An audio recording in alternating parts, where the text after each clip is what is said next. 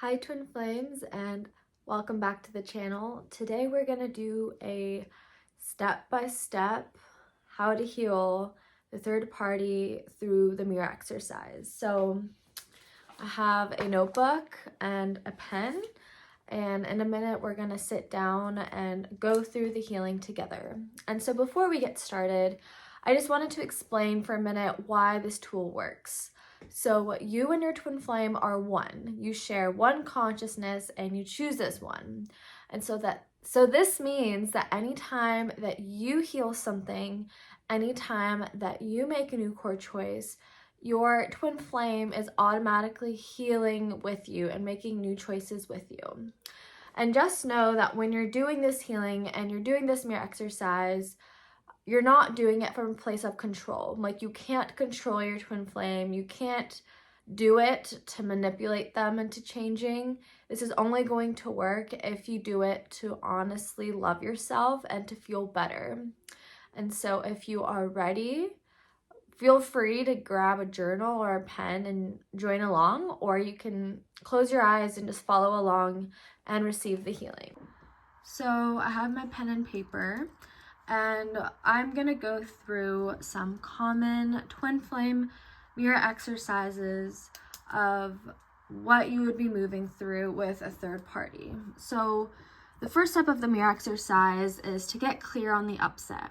So for example, my twin flame is upsetting me because they're choosing not to be with me. Or my twin flame is upsetting me because they're choosing to be with someone else. So that's the first step. In one concise sentence, you're going to write down what is upsetting you. So I'm going to write, my twin flame is upsetting me because they're not choosing to be with me. Okay, that's step one. Step two, you're gonna turn all of the nouns and pronouns towards yourself and to myself or me. So, or I. So I am upsetting myself because I'm not choosing to be with myself. That's step two. Step three, you're gonna ask yourself, is that true? If so, how? Okay, and in step three, the purpose of step three is for you to claim your power and to take responsibility for yourself. This is not a place where you blame yourself and you berate yourself and make yourself feel bad in any way. It's just honestly reflecting on your relationship with yourself and finding out where that's true. The trick is that the answer is actually always going to be yes. And that is because if you are experiencing it in your reality externally, then you must be experiencing it within yourself, because your inner reality creates your external reality. And also, like, it wouldn't be happening if it wasn't happening within you, basically. So this is kind of where people get tripped up. So I'm upsetting myself because I'm not choosing to be with myself. So is that true? If so, how? So you can think about, are there places, are there aspects of you that are not choosing to, where you're not choosing to be with yourself? Are there places where you expect someone or something to make you feel good?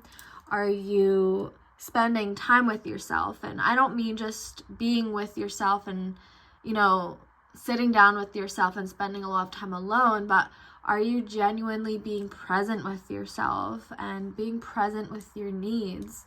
Are you choosing to put yourself first and to prioritize yourself? Or are you maybe choosing other people and putting their needs before yourself? Are you choosing to take care of yourself? Are you choosing to follow your heart? Are you choosing your joy, like to be happy? So as you can see, there are many different places where this could be true. This is why it's so unique for every person. And so what I invite you to do now, if you're following along, is to feel into your heart and repeat number 2. I am upsetting myself because I'm not choosing to be with myself. And be with the feeling. And ask yourself, where am I not choosing to be with myself? And allow the answer to come up. I'll just give you a couple minutes to do that, or a couple seconds. So when you found the part of you that is not choosing to be with your, choosing to be with you, if you found the place where you're not choosing to be with yourself, the last and most important step, do not skip this step, is you ask that aspect, you ask that part of you, what do you need to feel loved? And that part of you will always tell you. And so you can go back in and ask that part of you what they need to feel loved. Maybe they desire to feel chosen, to feel loved, maybe they want a hug. Maybe they want to be prioritized and they want to be put first. Maybe you are desiring to follow your passions and to follow your joy. They want joy. And just imagine all of that energy, these energies that you're choosing to give to yourself. Picture a white, bright light coming from your heart. And this bright light emitting that energy to that part of you. And just give that part of you the feeling of being chosen. The feeling of being prioritized. The feeling of being loved and receiving a hug. And just love that part of you. And after you give them what you chose to give them, you can ask them if there's anything else that they need to feel loved. And you just continue to love that part of you until you feel completely at peace. And another, like the very last step within the 4th step, is that when that part of you feels completely at peace and feels loved, you can picture yourself giving that part of you a big hug and envision them just like becoming one with you again and melting back into your heart.